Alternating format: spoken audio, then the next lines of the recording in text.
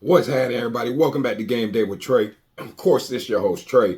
And today, we're going to talk about this NBA Western Conference Finals Game 3 matchup between the Minnesota Timberwolves and the Dallas Mavericks. All right, so this game will be played Sunday night, 8 p.m. East Coast time.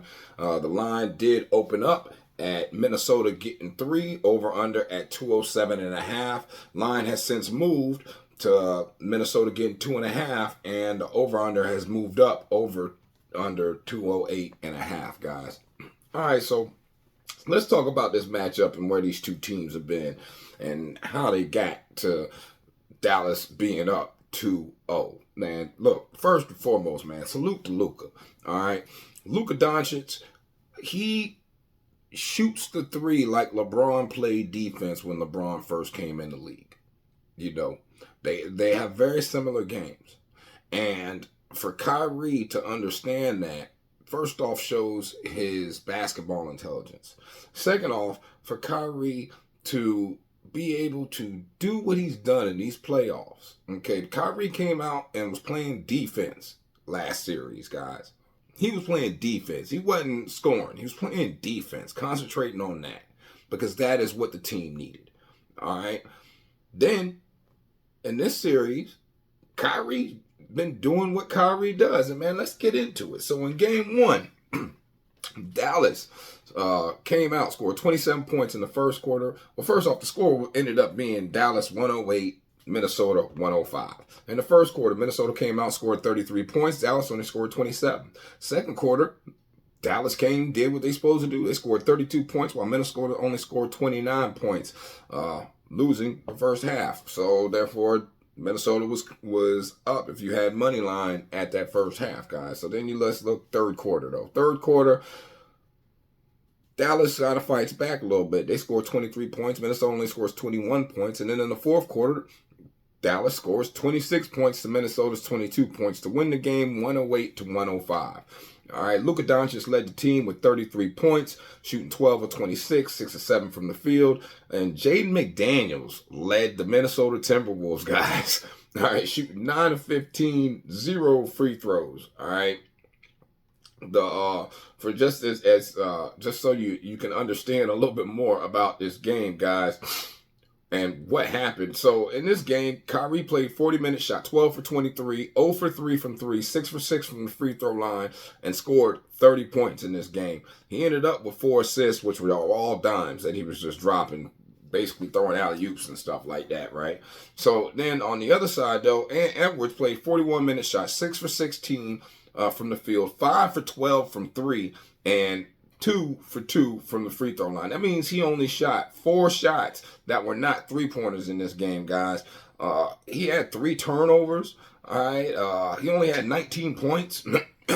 He had 11 boards, but still, that's not what you want from Edwards, okay? Whereas now Naz Reid, the guy I keep telling y'all about, look for his PRAs and all that stuff there, he only played 24 minutes. He shot 5 for 9 from the field, 3 for 6 from 3. 2 for 4 from the free throw line. He had 15 total points, 5 boards, 1 block, 2 assists. So his PRA, he was good for 20. What is that? He was good for 22 on his PRA. You know, and it was only set at like 15.5. The same thing it was set at last time, guys. Just so you know. All right, I'd just like to let y'all know a little bit of something on that type of stuff right there. But anyway, so let's get back to it. So the team stats on the game, right?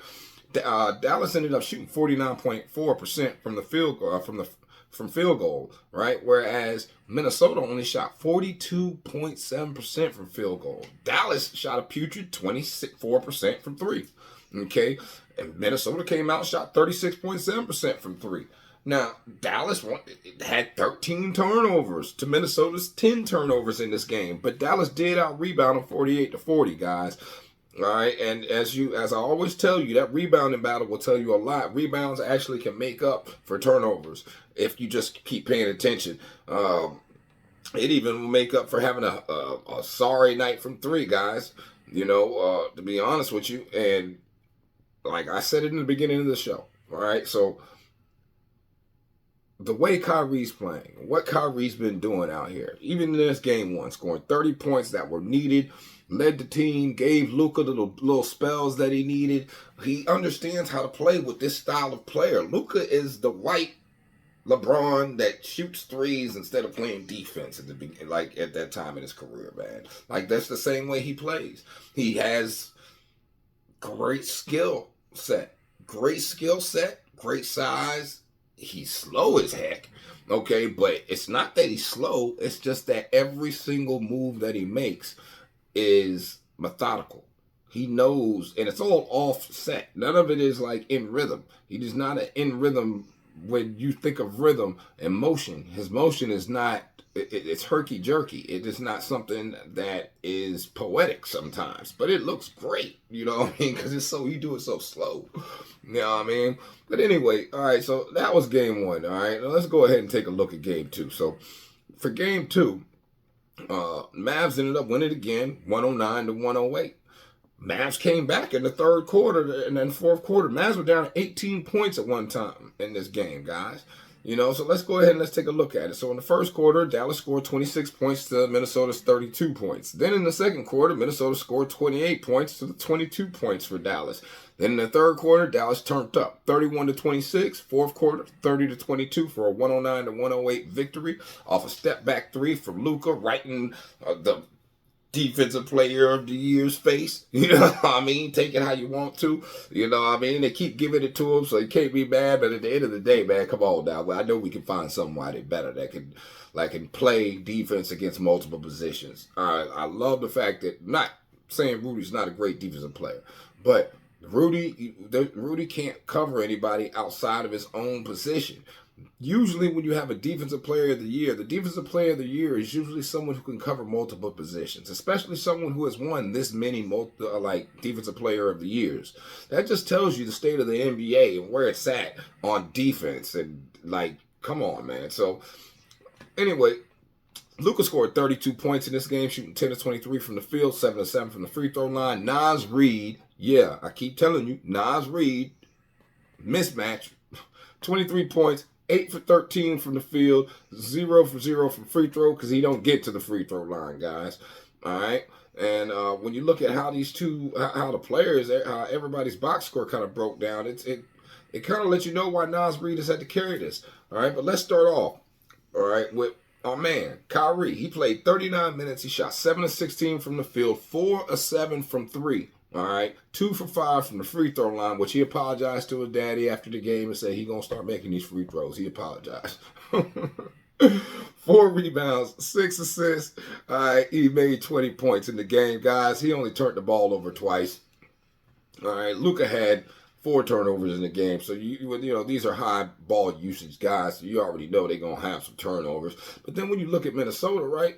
Minnesota came out there and had 21 points. He played 40 minutes, 5 of 17 from the field, 2 of 7 from 3.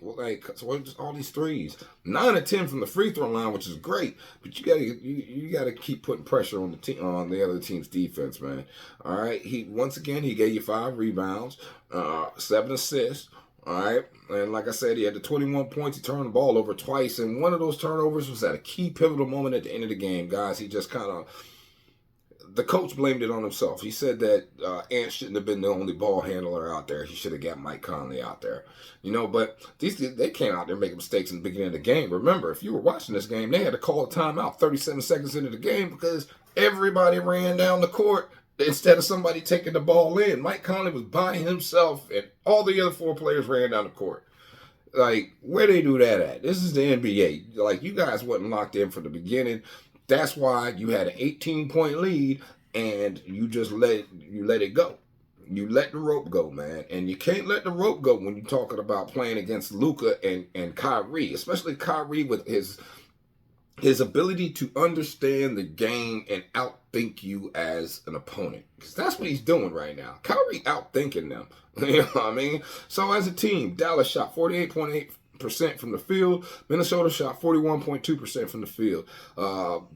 Dallas shot 38.7% from threes. So did Minnesota. Both of them shot 38.7% from three. Dallas only turned the ball over 10 times. Minnesota only turned the ball over 9 times, man. But once again, it comes down to that rebounding battle, all right? When you got 44 rebounds to 40 rebounds, that 4 rebounds is what brought them back in the game, okay? Regardless of the one more turnover than the other team, that's what does it, guys. And like I said, these two teams, man, these two teams are just... This is what we watch basketball for. Like, I don't know if everybody's here just for sports, gambling, and betting, and this and that and the third. I personally love sports. You know, my knowledge space comes from the fact that I love sports, and I have been understanding of spreads and totals and all that stuff there since I was like in the 3rd grade, 4th grade. You know what I mean? So, at the end of the day, my love for the game, it just puts a smile on my face when I see basketball played the way basketball is being played right now. These guys are really out here doing what they're supposed to do. All right. So at the end of the day, man, let's get further into this, right? So in the last 10 times these two teams have played, right now, Minnesota's still up 6-4 straight up. It's 5-5 against the spread even, and it's 3 to the over and 7 to the under. And that's with 2 overs in a row. You know what I mean? These two teams, they don't really play to the over like that. But that's because usually the over-unders are set around that 220-something. And they really, like, even though they played each other, both play in the West, right? They've only played in Dallas 3 times since February 13th of 2023. All right, so that means they played in Dallas 1 time this year, and they played twice this season, okay, on December 14th and December 7th. All right, and then we have to go back to 2023, February, to the last time they played in Dallas, guys. You know, anyway, so these two teams right now, Minnesota has been in their last 10 games, or all playoff games, they're 5-5 straight up. 5-5 against the spread. 6 to the over, 4 to the under. So as a team, they are now trending towards the over, guys. They are no longer an under team. The defense is like, it's been there, but they're getting outthought at the end of the game. They had an 18-point lead. You had an 18-point lead in the 3rd quarter, you let that go, man. Like, something went wrong.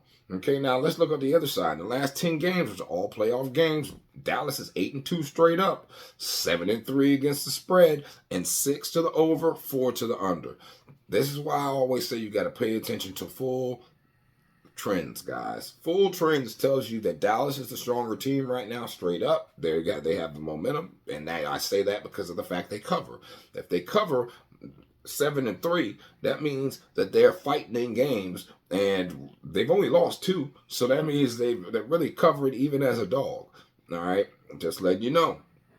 And it's 6 to the over, 4 to the under, guys. In the last 10 games that Dallas has actually touched the court.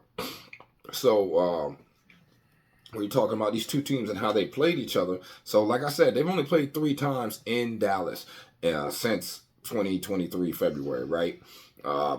Straight up, it's 2-1. Minnesota's 2-1 in Dallas. All right. Minnesota's averaging 117 points a game in Dallas, and Dallas is only averaging 112.3 points.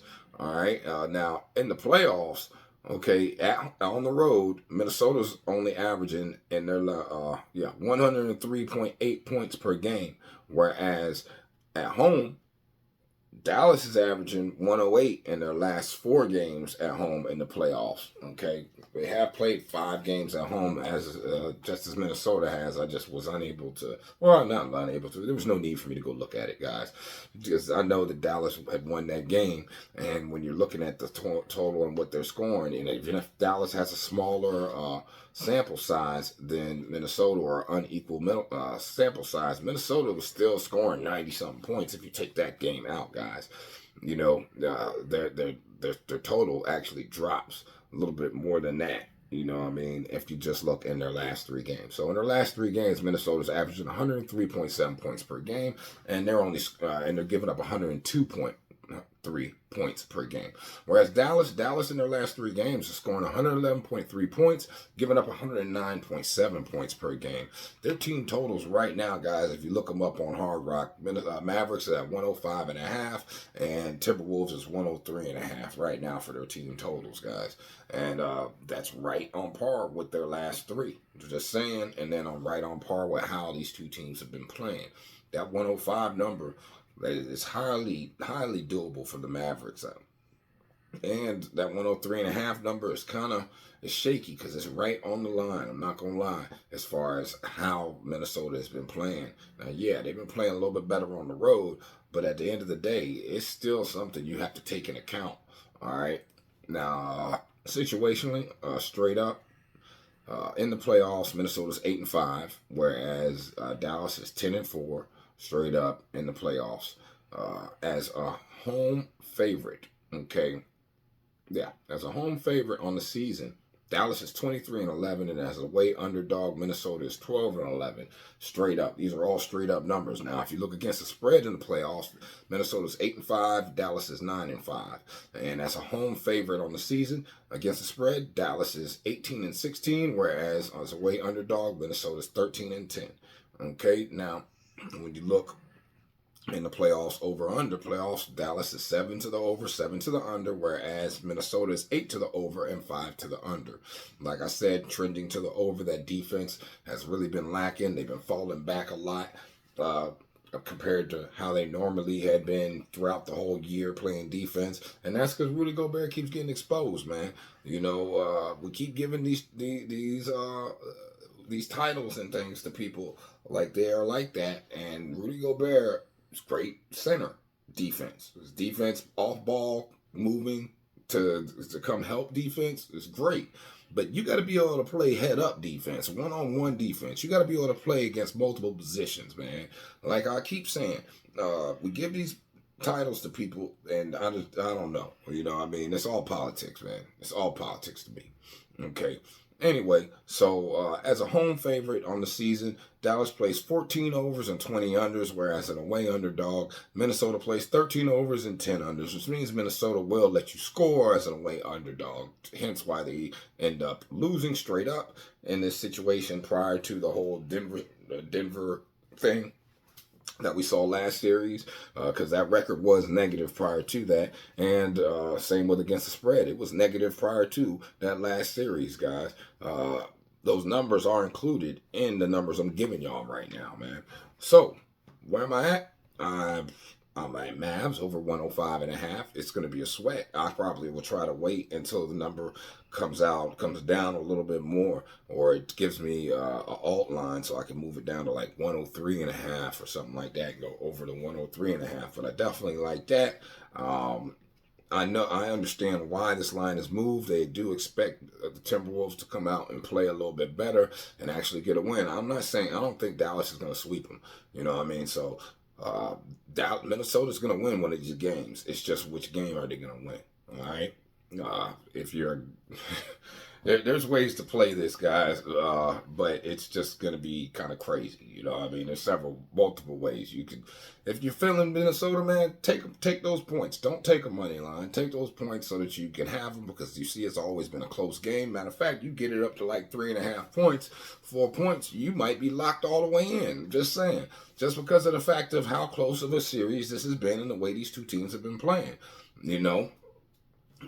It's just how it's been going. Now, could this game turn out to be something like what happened in the last series, the series before this, when Dallas was playing the Clippers, and Dallas lost that game at home to the Clippers. Yep. And what was it? Kawhi wasn't playing or something like that. Yeah, because it blew my ticket up. Blew my ticket up. But anyway, so could it be like that? Yeah, it could. Do I see that happening? No, I don't. I'm more or less on that Nas Reed. I'm on my Nas Reed points. Okay, right now they got Nas Reed set at 11.5 points. I think he's going over his points. I think you can probably get him over his points and assists at over 12.5. Maybe. I don't know. I like the PRA better for Nas Reed. Over 17.5. That's definitely doable. That's a lot safer. I do like the Mavs money line, man. I think that Chris Finch is getting out coached, and I think that that Kyrie is playing next level Neo type basketball right now, man. Just being honest with you. And these young boys, they're not ready for that. But I do think that Minnesota has a good chance to win this game, man. They're going to win a game. They're not going to get swept. You know what I mean? They're not going to get swept. But that's why I'm more comfortable with the team total over, and I'm more comfortable with that Nas Reed player prop right now. If I was going to play anything on this game yet, which I'm still, like I said, I'm going to wait because this is early. It's still, we ain't even played the Pacer game yet, man, when I'm recording this. You know what I mean? So, I don't know. Y'all let me know what y'all think in the comments. I hope the information helps you. Y'all have a blessed day. Stay safe. I'm going to see you at the window. Peace.